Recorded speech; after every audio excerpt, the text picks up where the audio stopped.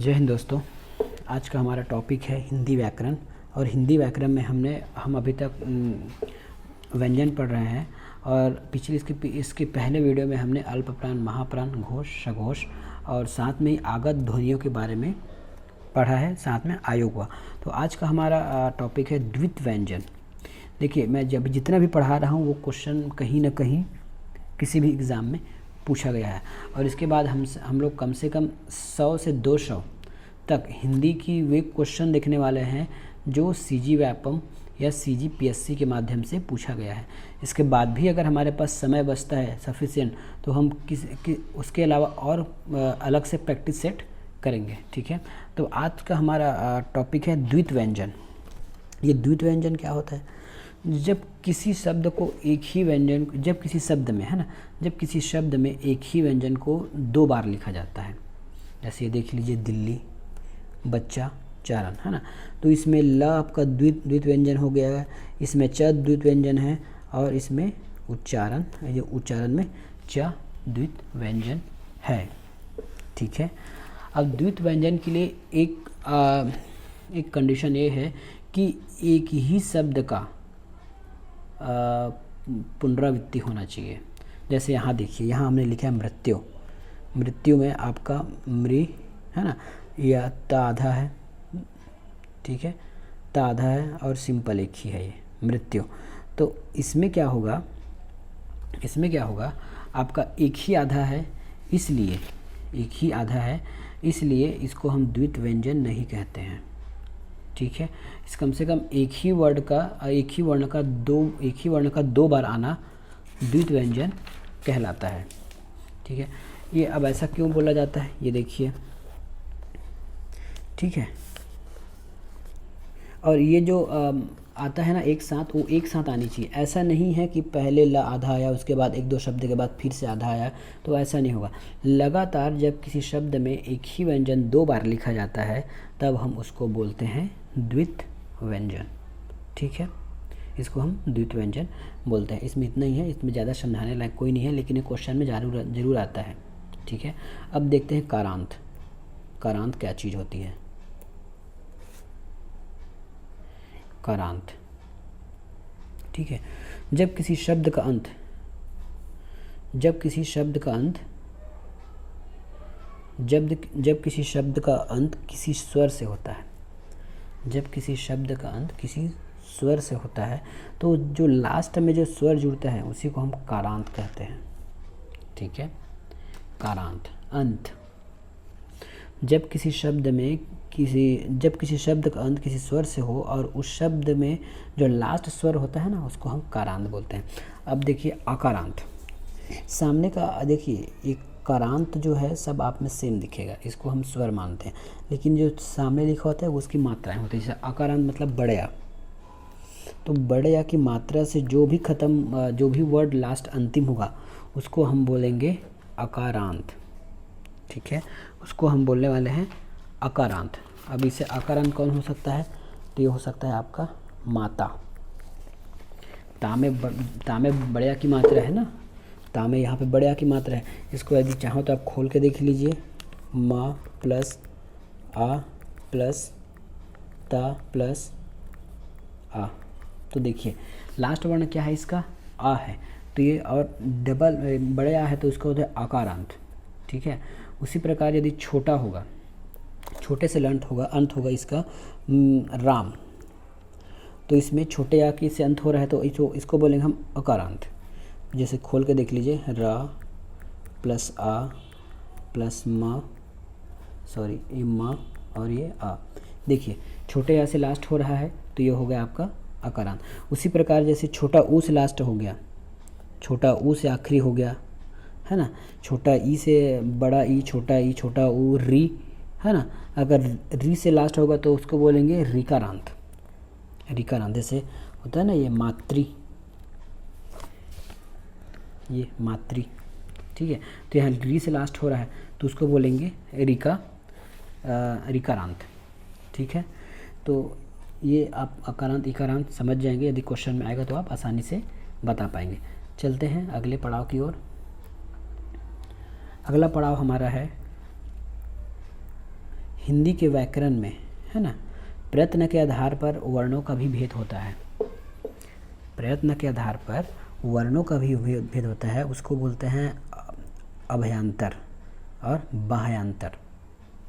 अभयांतर और बाह्यांतर, ठीक है। तो हम पहले समझते हैं अभयांतर क्या चीज़ होती है, ठीक है। अभयांतर, इसका अर्थ यह है कि जब वर्णों का उच्चारण किया जाता है, ठीक है, इसका उच्चारण यह है कि जब वर्णों का उच्चारण किया जाता है तो मुख के भीतर ही कुछ प्रयत्न मतलब हमारा जीभ कहीं जाके टकराएगा, हवा कहीं जाके टकराएगा हमारे जीभ से या मुंह के किसी हिस्से से, तब उस स्थिति में हम बोलते हैं इसको अभ्यंतर। अभ्यंतर मतलब अंदर कुछ भी जो प्रक्रियाएं हो रही है मुंह के अंदर वर्णों को बोलते समय, ठीक है।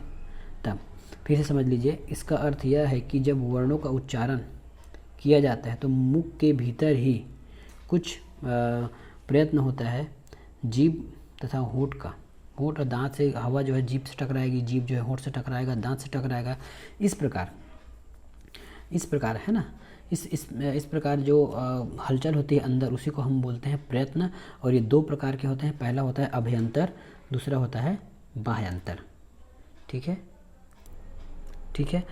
तो यहाँ पहला देखते हैं स्पृष्ट। स्पृष्ट का मतलब है बोलते समय मुख के भीतर दो अंग आपस में मिल जाते हैं। और ये कब मिलते हैं? जब हमने, आपको याद होगा, जब हमने 25 स्पर्श व्यंजन देखे थे, क से म तक, क ख ग घ ण त थ द ध म, वो जीभ कहीं ना कहीं दंत से टकरा रही है, कहीं मूर्धा में, कहीं कंठ पे प्रेशर लग रहा है।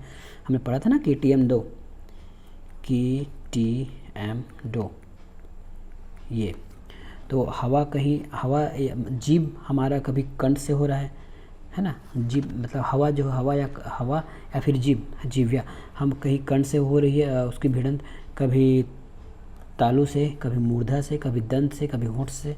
तो इस प्रकार स्पृष्ट का मतलब होता है बोलते समय मुख के भीतर दो अंग आपस में मिल जाते हैं, ठीक है। अगला है स्रित स्पृष्ट। बोलते समय उच्चारण के समय तालू या जीभ थोड़ी सी खुली रहे या थोड़ा अलग रहे, उसको बोलते हैं यार अलावा। आपको इसको ट्रिक से याद करना चाहिए, है ना, इसको आपको ट्रिक से याद करना चाहिए।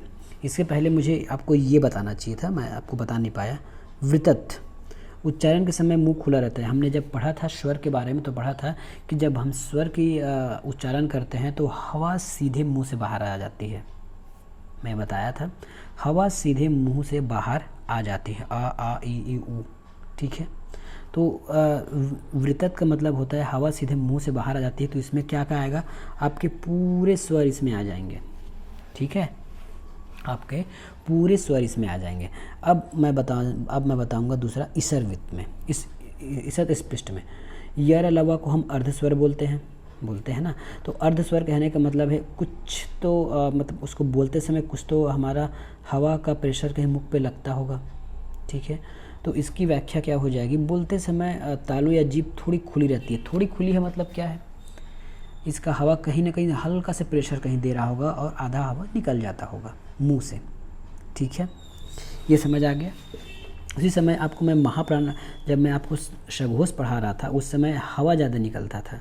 तो हवा ज़्यादा निकलने का कारण पता है कि मैंने आपको 11 स्वरों को ही सघोष में रखवाया था। इसका यही कारण है कि जब भी हम किसी भी व्यंजन का उच्चारण करते हैं तो पूरी हवा बाहर एक बार में निकल जाती है, ठीक है। तो ये हो गया वृत्त। और स्पृष्ट का मतलब होता है यार अलावा, ठीक है। और स्पृष्ट का मतलब है कि बोलते समय दो जबान या शरीर के मुख के दो अंग आपस में मिलते हैं, तो वो होता है स्पृष्ट। इसमें क से मा तक आते हैं। अगला इसी में देखते हैं ईषत् वृत्त। उच्चारण के समय जीभ मुख के विभिन्न स्थानों को स्पर्श करती है, विभिन्न स्थानों को, ऐसे श ये आएगा आपका। उच्चारण के समय आपके मुख विभिन्न स्थानों को स्पर्श करती है, इसमें श ह आ जाएगा, ठीक है। ये आपको थोड़ा रटने वाली बात है, आप थोड़ा इसको रट लीजिएगा। अब लास्ट में देखते हैं बाह्यांतर प्रयत्न क्या होता है। इसका अर्थ है कि जब वर्णों का उच्चारण किया जाता है तो मुख के बाहर ही कुछ प्रयत्न होते हैं, हवा निकलना या कंपन होना, मैंने पढ़ाया था। हवा निकलने वालों को हम घोष सघोष कहते हैं, और कंपन वाले को अल्पप्राण महाप्राण कहते हैं। तो वो मुंह के बाहर हो रहा है, ठीक है। तो ये सब इसमें आ जाएंगे, सघोष, अघोष, महाप्राण, अल्पप्राण। तो ये तो मैंने पहले ही बता दिया है, आप जाके रिवाइज कर लीजिएगा। अगला टॉपिक है हमारा, ये है हमारा बहुत इम्पॉर्टेंट टॉपिक। पहले मैं देख लेता हूँ इसके लिए फिलहाल हमारे पास समय है कि नहीं है, नहीं तो इसको मैं बाद में बताऊँगा एक साथ। 10 मिनट है, मैं 5 मिनट में इसको बताने की कोशिश कर रहा हूँ। वैसे 5 मिनट में ख़त्म होगा नहीं, इसके अलावा मैं कुछ दूसरा चीज़ बता देता हूँ, इसको अगले वीडियो में बताऊँगा, ठीक है। इसको मैं अगले वीडियो में बता दूँगा। तो यहाँ देख लेते हैं हम के 12 वर्णों की संख्या है ना। कुल वर्णों की संख्या कितनी होती है? 52। हमने पढ़ा है ना 52, हमने 52 पढ़ा है। तो आज पता करते हैं कि 52 होता कैसे। हमारे पास स्वर है, ठीक है, हमने पढ़ा, याद रखना पड़ेगा। स्वर कहाँ से कहाँ तक है? स्वर अ आ ई उ ई ए अम आ, ठीक है, ये 13 स्वर है। स्पर्श व्यंजन है 25, क से म तक, क ख ग घ अंगा च छ ज झ य ट ठ ड ढ न त थ द ध म प फ ब भ म य र ल व श, ठीक है। सॉरी, य र ल व नहीं आएगा। अंतःस्थ है 4, य र ल व, ठीक है। संयुक्त है जो तो छ त्र ज्ञ य, छ त्र ज्ञ और श्र, ये है आपके संयुक्त व्यंजन 4। उच्छिप्त है, ठीक है, उच्छिप्त है 2, और एक हम शायद भूल गए थे, उष्म, श श ह, तो ये है श श ह। इन सभी को मिलाते हैं तो आपका 52 अक्षर बन जाता है, 52 वर्ण बन जाते हैं, अक्षर नहीं 52 वर्ण बन जाते हैं, ठीक है। तो आपको एक एक चीज़ याद होना चाहिए, कौन सा किस में आता है, ठीक है। 13 स्वर बोल लेंगे, अ आ ई उ ए ऐ औ अम आहा। इस स्पर्श व्यंजन बोलिए, क ख ग घ, है ना, क ख ग घ च छ ज झ या ट ठ ड ढ न त थ द ध न प फ ब भ म य र ल व, ये आपका अंतःस्थ है। उस व्यंजन में क्या आ जाएगा? उस व्यंजन में आपका आता है श, स, श और ह, तीनों स और ह, ठीक है। उसके बाद आता है आपका संयुक्त व्यंजन में श्र, त्र, नहीं, अक्ष, त्र, श्र और ज्य, ठीक है।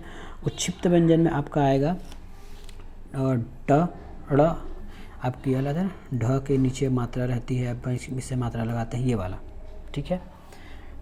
नेक्स्ट है, अब देखते हैं 12 खड़ी किसी व्यंजन के सारे स्वरों को मिलाकर बना क्रम। 12 खड़ी किसको बोलते हैं? तो किसी व्यंजन के सारे स्वरों के साथ मिलकर बना क्रम आपकी 12 खड़ी होता है। इसमें केवल री की मात्रा का उपयोग नहीं होता। याद रखिएगा, ये क्वेश्चन में आया है, व्यापक क्वेश्चन में, कि 12 खड़ी में किसका मात्रा नहीं होता? तो 12 खड़ी में आपका री की मात्रा नहीं होती, बाकी सबकी मात्रा रहेगा। री की मात्रा 12 खड़ी में नहीं रहती।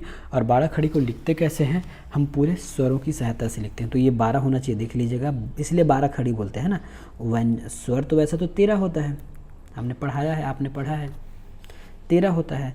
तो देखिए, क छोटे आ की मात्रा, ऐसे वैसे देखिए छोटे आ की मात्रा नहीं होती, मैं भरा ही बोल देता हूँ, मुख से निकल गया होगा, पर छोटे आ की कोई मात्रा नहीं होती, ठीक है।